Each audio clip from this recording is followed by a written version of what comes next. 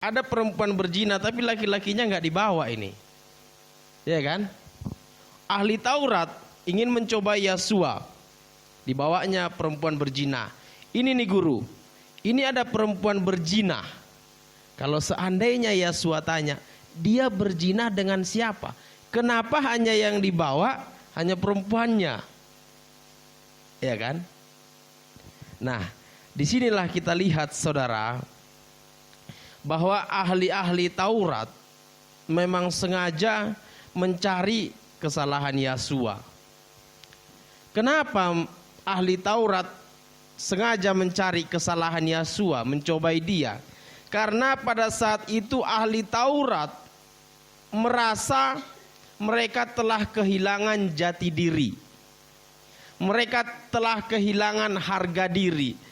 Mengapa mereka kehilangan?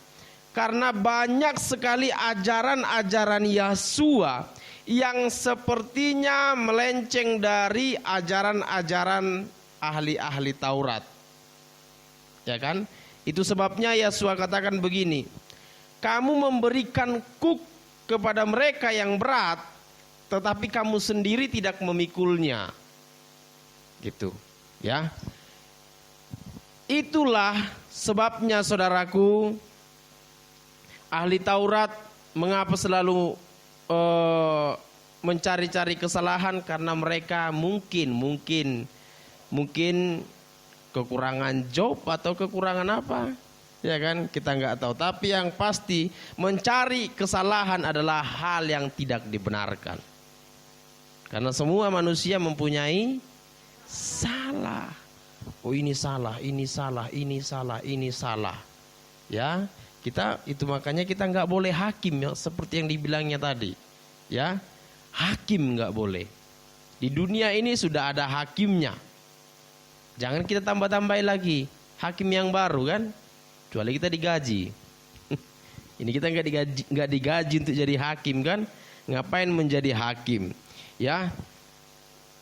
Saudaraku yang terkasih, di ayat 4, lalu berkatalah Yasua, Rabi, perempuan ini tertangkap basah ketika ia sedang berbuat zina. Musa dalam hukum Tauratnya memerintahkan kita untuk melempari perempuan-perempuan yang demikian. Apakah pendapatmu tentang hal itu? Ahli Taurat ingin membandingkan ajaran Yasua dengan ajaran Musa. Ya kan? Ini ajaran Musa begini, kalau ada yang berzina harus dilempari dengan batu. Bagaimana pendapatmu? Disinilah hikmat Yasua kita lihat. Kita lihat mereka mengatakan hal itu untuk mencobai dia. Ayat 7, dan ketika mereka terus-menerus bertanya kepadanya, ia pun bangkit berdiri lalu berkata kepada mereka, barang siapa di antara kamu, ya, berarti semua orang yang ada pada saat itu di situ adalah orang yang berdosa. Dan mereka menyadarinya. Saya percaya saudara, kita semua yang ada di sini menyadari kalau kita itu berdosa. Ada yang tidak sadar kalau dirinya nggak berdosa? Hah? Kalau kita masih menyadari diri kita berdosa, lantas mengapa kita harus melihat dosa yang ada pada orang lain? Ya kan? Karena kita masih berdosa, aku masih berdosa. Banyak sekali dosa, harusnya kita udah mati. Ya kan? Karena upah dosa adalah maut. Tapi karunia Elohim memberi kita kesempatan. Ya.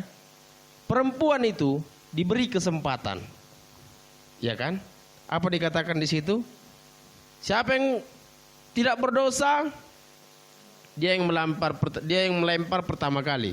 Dan tidak ada yang melempar, singkat cerita dia bertanya, hai perempuan, mana mereka? Lalu dia bertanya, mereka semua udah pergi. Perempuannya berkata, mereka semua udah pergi. Ya. Lalu jawab Yasua, aku pun tidak menghukum engkau. Pergilah. Dari ayat 11 ini kita mengetahui bahwa Yasua berhak menghukum atau tidak. Aku pun tidak menghukum engkau. Artinya dari sini kita ketahui bahwa Yasua adalah Tuhan, karena yang berhak menghukum adalah Tuhan. Ya, Di cerita sebelumnya waktu ada yang bungkuk pada hari Sabat yang disembuhkan oleh Yesua, apa kata Yesua? Anak manusia berhak mengampuni dosa. Nah, di sini kita lihat, aku pun tidak menghukum engkau.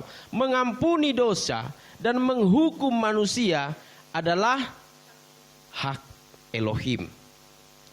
Ya kan?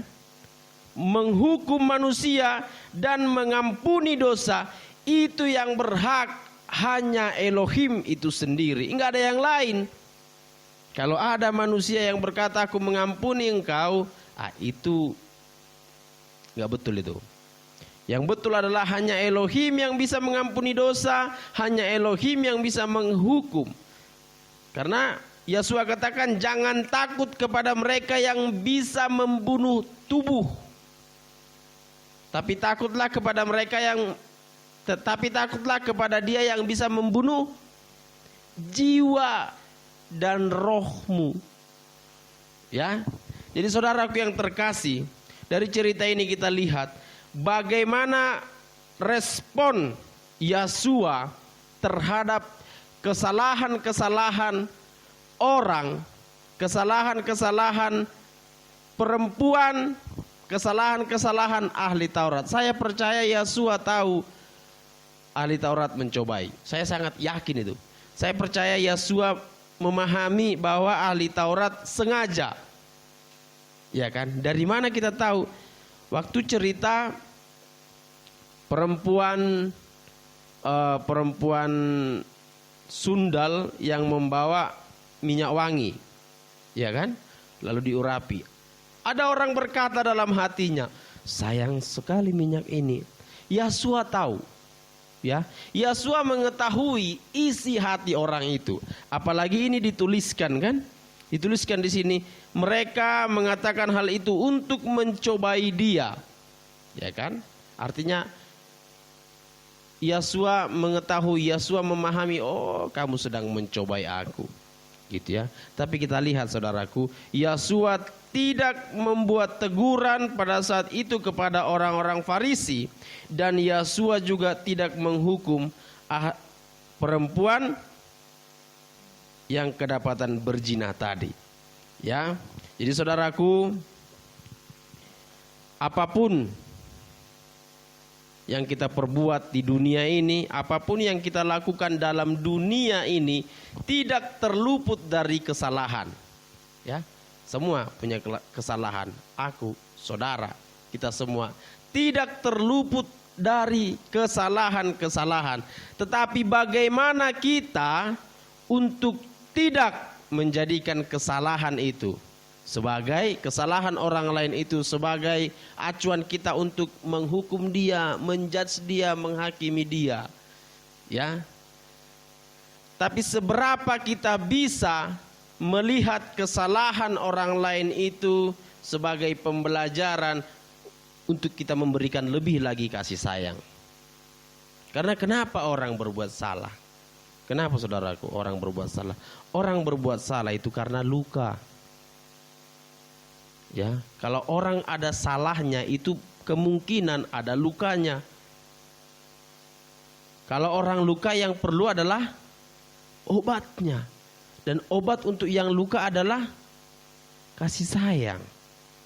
Seberapa kita memberi kasih sayang kepada orang yang luka? Ya. Seberapa kita memberi kasih sayang kepada orang yang melakukan kesalahan? Seberapa kita mengayomi? Berapa kita membuat jari kita ini menjadi berkat bagi orang lain? Berapa kita membuat mata kita ini menjadi berkat bagi orang lain? Tapi itu semua tidak terlepas kalau kita tidak mendekatkan diri kepada Elohim. Amin. Satu hari ada 24 jam dan 8 jam tidur. Berarti ada sisanya berapa? 16 jam. Ada 4 jam untuk HP kemungkinan. Sisa 12 jam. Dalam 12 jam ini berapa kali kita panggil Tuhan? Berapa kali kita memikirkan orang? Berapa kali kita memikirkan yang positif tentang orang dalam 12 jam? Berapa kali kita mengatakan orang kepada orang lain dalam 12 jam? Atau berapa kali kita hanya melamun bengong? Ya kan? Coba andai kita hitung-hitung, nanti hitung-hitunglah saudara di rumah. Satu hari 24 jam. Kita buat umur kita maksimal 100 tahun. Berarti satu tahun 52 hari. Ya kan? 52 hari kali sekian jam kali detiknya. Dalam sekian tek berarti umur kita ada berkurang. Iya kan? Tek berkurang 1 detik, tek berkurang. Nah, pada saat umur kita berkurang dan usia dan hidup kita bertambah di dunia ini, berapa kali kita berkomunikasi dengan Tuhan? Berapa kali kita mendekatkan diri dengan Tuhan? Berapa kali kita menyatakan, Tuhan, ini aku Tuhan dengan segala kesalahanku? Atau hanya minta, Tuhan berikan aku ini, Tuhan berikan aku ini, Tuhan berikan aku ini. Dan berapa kali kita mendoakan yang di samping kita? Berapa kali kita menyerahkan yang di samping kita kepada Tuhan? Amin. Hari ini saudara, ahli Taurat membawa perempuan, mungkin malu pada saat itu ya. Malu. Menjadi masalah bagi dia itu. Karena kan dipertontonkan oleh banyak orang. Ini adalah masalah, saya bilang, ini adalah masalah yang mendatangkan keuntungan. Ya, kan malulah, digiring, diseret-seret, dibawa depan Yosua. Padahal Yosua itu banyak pengikutnya.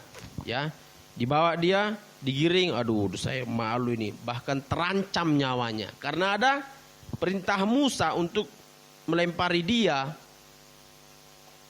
melempari perempuan berzina. Aduh, betapa malunya ini. Tapi apabila masalahnya dibawa kepada Yosua Hamasia, itu akan jadi berkat. Amin. Apabila masalah kita bawa kepada Yosua Hamasia, akan menjadi berkat. Terbukti perempuan berzina ini, masalahnya dipaksa dibawa kepada Yosua Hamasia, dan akhirnya mendapatkan pengampunan, mendapatkan kesempatan. Bawalah masalah saudara kepada Yosua Hamasia. Amin. Semua, apapun itu, tidak terlepas, bawa kepada Yosua Hamasia.